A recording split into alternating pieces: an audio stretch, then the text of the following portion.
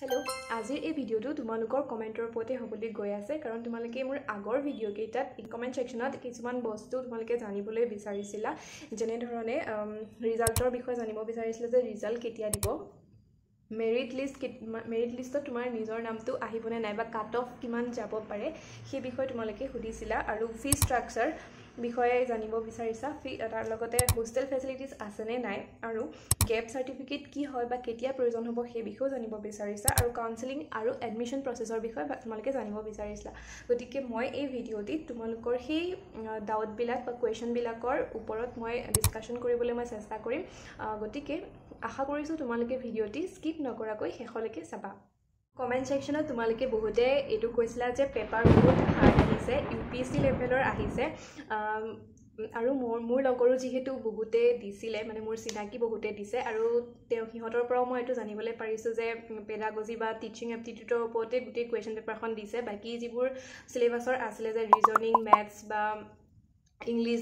হেবোৰ একোৱে নাহিলে সব পেডাগজিৰ ওপৰতে দি দিলে গতিকে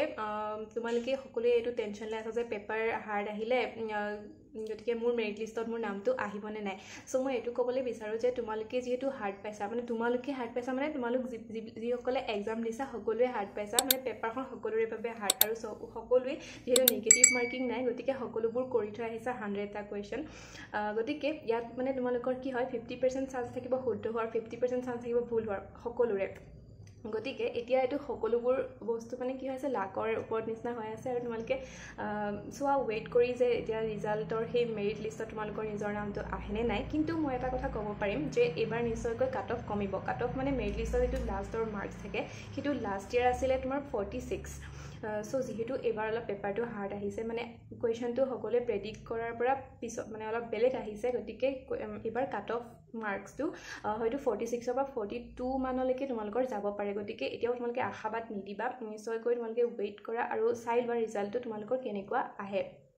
বাকি সেকেন্ড কথা হ'ল যে ৰিজাল্ট কেতিয়া দিব সো ৰিজাল্টৰ ক্ষেত্ৰত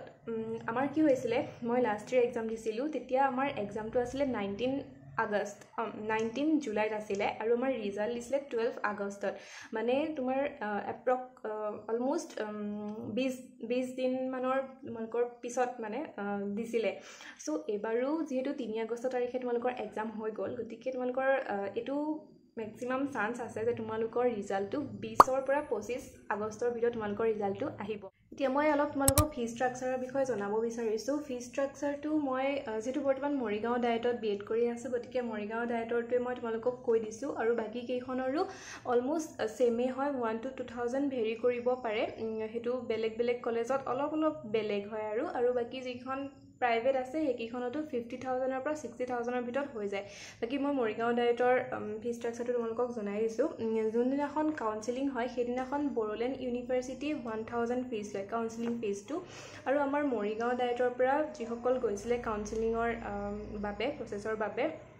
তেওঁলোকক এডভান্স কে 5000 দিব লগা হৈছিলে সো সেইদিনা কাউন্সেলিংৰ দিনা বড়োলেণ্ড ইউনিভাৰ্সিটিত আমাৰ টোটাল খৰচ হৈছিলে 5000 প্লাস 1000 6000 ৰ তাৰ দুদিন মানৰ পিছত যেতিয়া আমি এডমিশনটো কনফাৰ্ম কৰিবৰ কাৰণে ইয়াতে আকৌ মৰিগাঁও ডায়েটত আহি এডমিশন ল'ব লগা হৈছিলে তেতিয়া আমাৰ পৰা পইচা লৈছিলে 8000 গতিকে আমাৰ টোটাল ফিজটো কিমান হ'ল 6000 প্লাস 8000 14000 সো আমাৰ ফাৰ্স্ট ইয়াৰৰ যেটো এডমিশন আছিল তাত আমাৰ টোটাল খৰচ হৈছিল 14000 আৰু বাকি ডায়েট কেখনটো আৰু government college of teacher education কোকৰাঝাৰটো মানে অলমোষ্ট সেমে হয় এই ফিজটো বাকি 1000 2000 প্ৰত্যেকখন কলেজতে অলপ ভেৰি কৰে তেওঁলোকে এটো বেলেগ বেলেগে লয় কি লয় হেতু মই নাজানো বাৰু বাকি এবাৰ হয়তো অলপমান বাহিব পাৰে বা সেমু থাকিব পাৰে হেতু তোমালোকে যেতিয়া মেৰিট লিষ্টখন উলাব সেই মেৰিট লিষ্টত তোমালোকে গম পাই যাবা তাতে মেনশন কৰিয়ে দিয়ে নেক্সট হোষ্টেল ফেচিলিটিজৰ বিষয়ে তোমালোকে কোনবাই কমেন্ট কৰিছিলে জানিব বিচাৰিছিলে যে আছে নে নাই আসলে মই ভাবি লৈছো যে গভৰ্নমেন্ট হোষ্টেলৰ কথা জাগে তেওঁ সুধিছিলে কিন্তু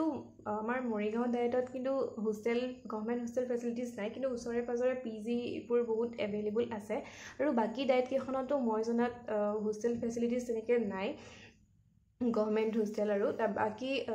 কোকৰাঝাৰত থকা গভৰ্ণমেণ্ট কলেজ আৰু প্ৰাইভেট কলেজকেইখনত আছেনে নাই সেই বিষয়ে মোৰ আইডিয়া নাই চ' মই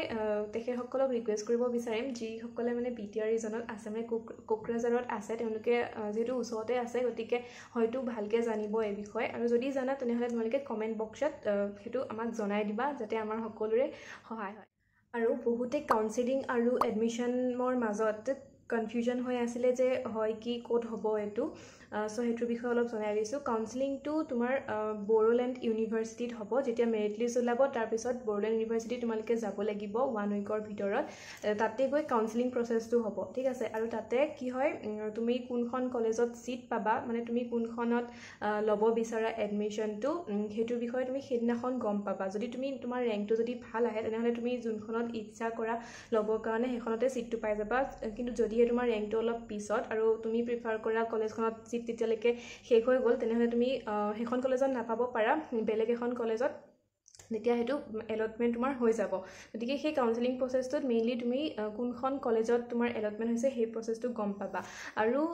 নেক্সট তোমাৰ এডমিশ্যন প্ৰচেছটো তোমাৰ যোনখনত এলটমেণ্ট হৈছে সেই কলেজখনতেই তোমাৰ এডমিশ্যন হ'ব সেইটো আকৌ বেলেগ এদিন হয় গতিকে সেই দুটা বেলেগ বস্তু যিটো সকলোৰে কনফিউজন হৈ আছিলে সেইটো মই ক্লিয়াৰ কৰি দিছোঁ আজিৰ ভিডিঅ'টো তেন্তে মই ইমানতে সামৰিছোঁ বহুত বেছি দীঘল হৈ গ'লে মানে মোৰ আপলোড কৰিবলৈ অলপ প্ৰব্লেম হৈ যায় নেক্সট ভিডিঅ'ত তোমালোকৰ বাকী ডাউটছখিনি মই ক্লিয়াৰ কৰি দিম বাকী আৰু যদি কিবা ডাউট আছে জানিব লগা আছে তেনেহ'লে তোমালোকে কমেণ্ট বক্সত কমেণ্ট কৰি মোক জনাই দিবা আৰু লাষ্টত মই এটা কথা ক'বলৈ বিচাৰিছোঁ যে তোমালোকে যেতিয়া লাইক কমেণ্ট শ্বেয়াৰ আৰু ছাবস্ক্ৰাইব কৰা তেতিয়া মানে ভিডিঅ' বনাবলৈ আৰু বেছি মটিভেশ্যন আহে গতিকে সেইকেইটা কৰিবলৈ তোমালোকে নাপাহৰিবা আৰু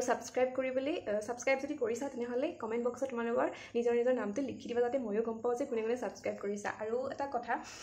তোমালোকৰ যিহেতু মানে বড়োলেণ্ডৰ যিটো এডমিশ্যন প্ৰচেছ সেইটো অলপ কমপ্লেক্স হয়নে গতিকে সেইটো সকলোৰে কনফিউজন হৈ থাকে মোৰো হৈছিলে যেতিয়া মই এক্সামটো দিছিলোঁ আৰু